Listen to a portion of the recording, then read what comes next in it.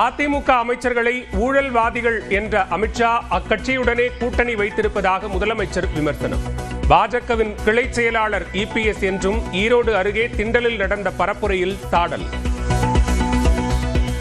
தமிழ்நாட்டுடைய இந்த வளர்ச்சி பாஜகவுடைய கிளை செயலாளராக இருக்கக்கூடிய பழனிசாமி அவர்களுக்கு எரிச்சல் தருது, பயிர் எரியுது.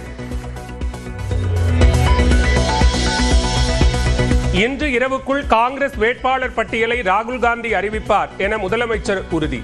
ஈரோடு அருகே திண்டலில் நடந்த பரப்புரையில் முதலமைச்சர் மு க ஸ்டாலின் பேச்சு. ஈரோடு கிழக்கு சட்டமன்ற தொகுதியில் இன்று இரவுக்குள் நம்முடைய ராகுல் காந்தி அவர்கள் காங்கிரஸ் கட்சியுடைய வேட்பாளர் அறிவிக்க இருக்கிறார். காங்கிரஸ் கட்சி சேர்ந்த அந்த வேட்பாளருக்கும் நீங்கள் கை சின்னத்தில் உங்களுடைய வாக்குகளை வழங்கி பெருவாரியான வாக்கு வித்தியாசத்தில் வெற்றி பெற வைக்க வேண்டும் என்று நான் கேட்டுக்கொள்கிறேன். சென்னை சேப்பாக்கம் திருவல்லிக்கேணி தொகுதியில் வேட்புமனு தாக்கல் செய்த துணை முதலமைச்சர் உதயநிதி ஸ்டாலின் தேர்தல் நடத்தும் அலுவலர் சுகந்தியிடம் மனுவை தாக்கல் செய்தார்.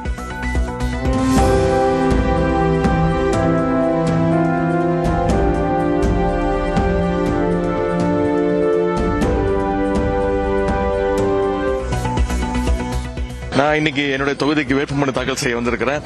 இன்றைக்கு மாலை என்னுடைய தொகுதிக்கு போய் என்னுடைய வாக்காளர்களை சந்திச்சு, என்னுடைய தொகுதி மக்களை சந்திச்சு மீண்டும் எனக்கு ஒரு வாய்ப்பு தாங்க அப்படின்னு கேட்க போறேன்.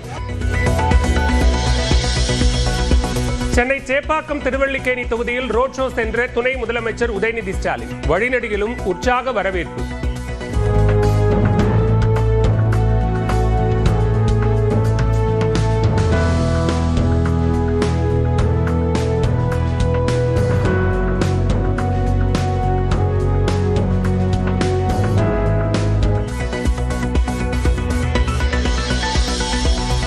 திருச்சி கிழக்கு தொகுதியில் வேட்புமனு தாக்கல் செய்தார் தாவேக தலைவர் விஜய்.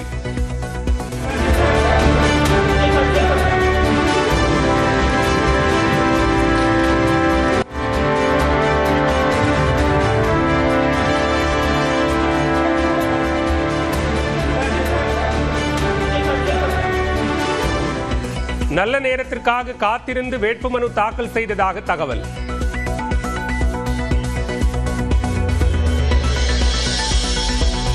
சிலிண்டர் தட்டுப்பாடுக்கு மத்திய மாநில அரசுகள் தான் காரணம் என தாவேக தலைவர் விஜய் குற்றச்சாட்டு.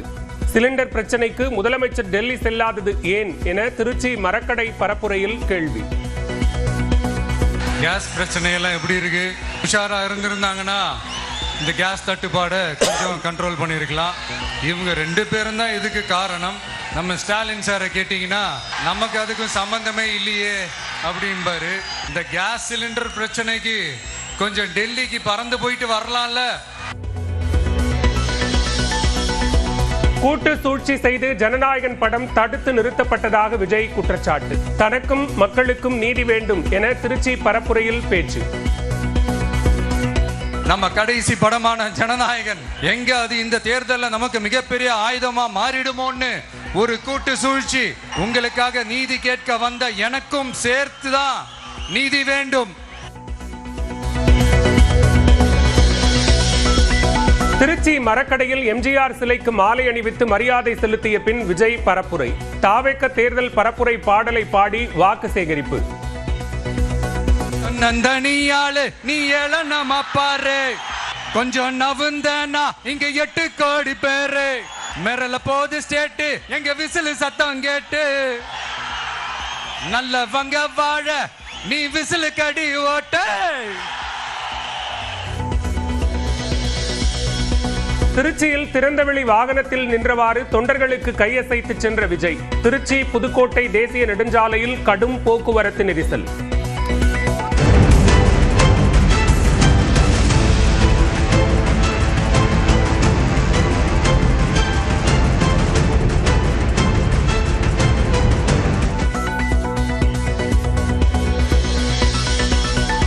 திருச்சியில் விஜய் ரோட் ஷோவை பின்தொடர்ந்த பெண் பைக்கில் இருந்து கீழே விழுந்து விபத்து.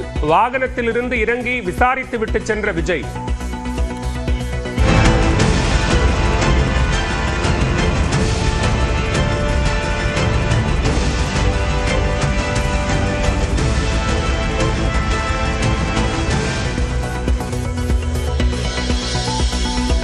திருச்சியில் விஜய் ரோட் ஷோவின் போது சாலையின் இரு பக்கத்திலும் பின்தொடர்ந்த தொண்டர்கள். எதிர் திசையில் ஆபத்தை உணராமல் வேகமாக சென்றதால் வாகன ஓட்டிகள் அதிர்ச்சி.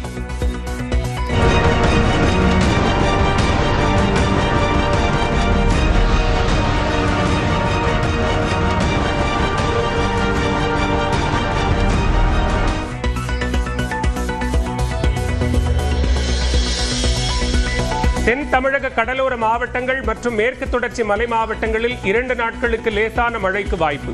அதிகபட்ச வெப்பநிலை 6ஆம் தேதி வரை இயல்பை விட அதிகமாக இருக்கும் என வானிலை மையம் கணிப்பு.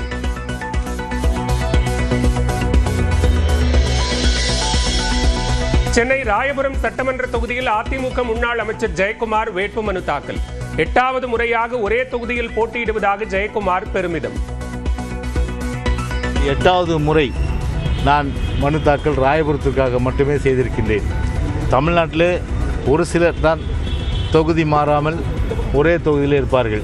அந்த வரிசையில் நான் வந்தது வாழ்நாளிலே ஒரு பெருமைமிக்க ஒரு விஷயமாகத்தான் நிச்சயமாக நான் கருதுகின்றேன். ராயபுரம் திமுக வேட்பாளர் சுபேர்கான் வேட்புமனு தாக்கல். மண்ணின் மைந்தன் என கூறும் ஜெயக்குமாருக்கு ராயபுரத்தில் வீடு இல்லை என விமர்சனம்.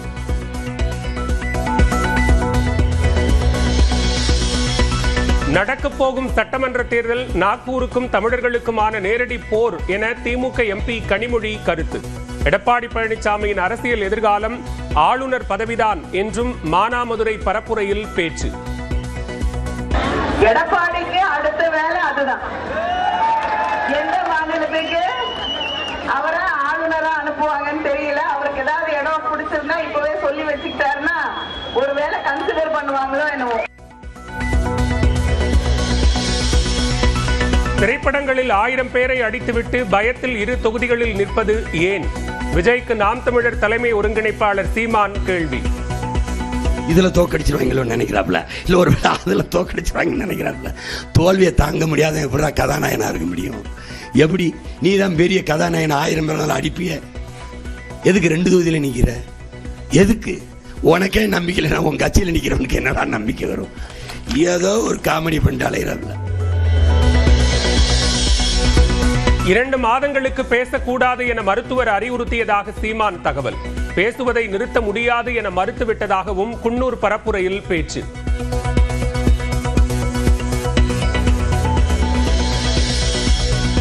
மத்திய அமைச்சர் பியூஷ் கோயலின் நாளைய சென்னை வருகையின் போது பாஜக வேட்பாளர்கள் பட்டியல் வெளியீடு எப்போது என்று முடிவாகும். வேட்பாளர் பட்டியல் தாமதத்தால் எந்த குறையும் இல்லை என்றும் நயினார் நாகேந்திரன் விளக்கம். பியூஷ் கோயல்ஜி அவர்கள் வர்றாங்க, அவங்க வந்த பிறகு அதனுடைய முடிவெடுத்து அறிவிக்கணும். இல்லை, இது தாமதம் ஒன்றும் இல்லை, இன்னைக்கு லீவு தான். பரவாயில்ல, இதில் என்ன இருக்கு உங்களுக்கு? தாமதத்தினால ஒரு குறையும் இல்லைல்ல உங்களுக்கு. அதிமுகவிற்கு விஜய் சிறிய சேதாரத்தை ஏற்படுத்தலாம் என முன்னாள் அமைச்சர் OS மணியன் கருத்து. தாவேக தனித்து களம் காண்பது திமுகவிற்கு பேரழிவை ஏற்படுத்தும் என நியூஸ் 18 தமிழ்நாட்டின் களம் 2026 நிகழ்ச்சியில் கணிப்பு.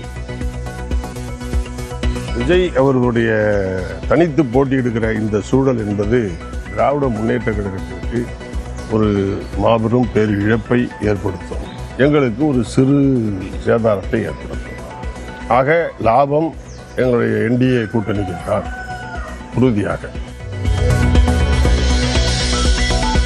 திருச்சி மரக்கடையில் பாதுகாப்பு பணியில் இருந்த காவலர் மீது மோதிய தாவேக நிர்வாகி ஆதவ் அர்ஜுனா கார் விபத்தில் காவலர் சதீஷின் கால் முறிந்ததால் மருத்துவமனையில் அனுமதி.